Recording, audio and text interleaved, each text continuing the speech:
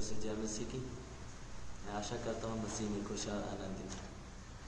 हमने पिछले दिनों में एक शॉर्ट वीडियो के द्वारा सुना था कि हमारी आराधना परमेश्वर के सिर्फ कैसी चढ़ाई जाए। हालेलुया।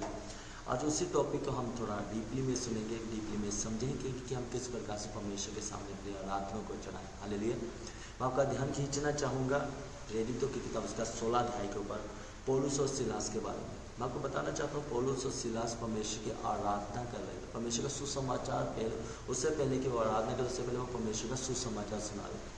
बाइबल बताते हुए परमेश्वर की बातों को लोगों को बता रहे थे। उनको पकड़ के जेल खाने में डाल दिया, उनको कैदी बना लिया गया। मैं आपको बताना चाहता हूँ 16 अध्याय उसका 25 अध्याय में इस प्रकार से रहता है। आधी रात के लगभग पौलुस और सिलास प्रार्थना करते हुए परमेश्वर के भजन गा रहे थे। क्या करते हुए? प्रार्थना ही करते हुए परमेश्वर के भजन गा रहे थे।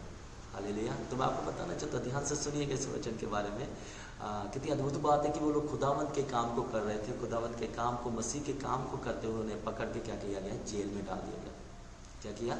जेल में डाल दिया। और जब वो जेल में गए, जेल में भी वो चुप नहीं बैठे हैं, वो जेल में भी शांत नहीं बैठे। बाइबल इस प्रकार से बताते हैं उन्हें जब जेल खाने में डाल दिया उन्हें कैदी बना के रखा गया था। क्या बना के रखा? कैदी बना के रखा गया। उनके हाथ और पैरों में जंजीरें होंगी। हालेलुया। उन्हें कैदी की तरह रखा गया और कैदियों के बीच में रखा गया। फिर भी वो वहाँ पे क्या कर रहे हैं? उन परिस्थितियों में, उन हालातों में भी परमेश्वर से प्रार्थना और आराधना कर रहे हैं। आधी रात के लगभग, हालेलुया, आधी रात के भीतर वो क्या कर रहे हैं? परमेश्वर के सिर्फ आराधना और प्रार्थना कर रहे हैं। हालेलुया। उनके हालात आप देख सकते हो, उनके हालातों के बारे में आप समझ सकते हो। बड़ी डीपली तरीके से बताया गया है कि वो उस समय क्या थे कि बंदी गृह में थे, कैद में थे और कैदियों के साथ थे। वो खुदावन का वचन इस प्रकार से कहता है प्रेरितों की किताब उसका 16 अध्याय उसके 25 में कि हाँ वो क्या कर रहे थे? परमेश्वर की आराधना और प्रार्थना कर रहे थे। मतलब वो आनंद में थे। वो उन परिस्थितियों में भी खुदावंत का आनंद मना रहे थे। खुदावंत को आराधना की क्या कर रहे थे? भेंट चढ़ा रहे थे। मैं आपको बताना चाहता हूँ वो अकेले आराधना और प्रार्थना कर रहे थे, लेकिन कुछ लोग थे जो उनके कैदी, जो बाकी के कैदी थे, वो क्या कर रहे थे? उनकी सुन रहे थे। बाइबल साफ बताती है बाकी कैदी लोग क्या कर रहे थे? उनकी सुन रहे थे। तो क्या हुआ जब वो आराधना और प्रार्थना कर रहे थे? हालेलुया। मैं आपका ध्यान खींचना चाहता हूँ इस बाइबल के इस वर्ष की और बड़ी अद्भुत बात है कि इतने में एक भूकंप हुआ आया, यहाँ तक कि बंदी गृह की नींव हिल गई। एक बड़ा भूकंप आया। बाइबल बताते हैं कि यहाँ क्या हुआ कि कैद, जहाँ वो कैदी थे उस जगह की क्या होगी? नींहें तक हिल गई। क्या करते हुए? कि उनकी आराधना, उनकी प्रार्थना ही करते हुए। हालेलुया। क्या करते हुए? आराधना और प्रार्थना ही करते हुए उनके नींहें तक हिल गई थी।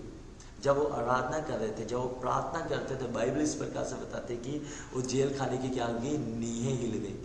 तो आपकी आराधना, आपकी प्रार्थना इस प्रकार से होनी चाहिए कि आपकी बीमारियों की नींहें तक हिल जाए, आपकी बीमारियों की परिस्थितियों की नींहें तक हिल जाए। आपकी प्रार्थना, आपकी आराधना इस प्रकार से होनी चाहिए। इस प्रकार से इस इंजॉयमेंट में आराधना करें कि आप परिस्थितियों को ना देखें, हालातों को देखते हुए कभी आराधना ना करें। आराधना करें कि आप परमेश्वर को कुछ चढ़ा रहे हैं, आप परमेश्वर को वो भेंटें चढ़ा रहे हैं। मैं सच कहता हूँ वो आराधना, वो प्रार्थना आपके हालातों को चेंज कर देगी।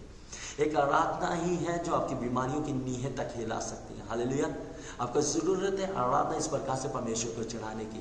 आप आराधना इस प्रकार से परमेश्वर को चढ़ाएं कि जो लोग आपकी सुने वो लोग भी आज़ाद हो जाए, वो लोग भी क्या हो जाए? आज़ाद हो जाए। इस प्रकार से परमेश्वर की आराधना करें। मैं आपको फिर से बताना चाहता हूँ, बाइबल बताती है पौलुस और सिलास आराधना कर रहे थे, प्रार्थना कर रहे थे। कैदी लोग क्या कर रहे थे? उनकी सुन रहे थे। कैदी लोग उनकी सुन रहे थे। और बाइबल बताती है केवल पौलुस और सिलास ही आज़ाद नहीं हुए, बाकी के बाकी कैदी भी आज़ाद हो चुके थे।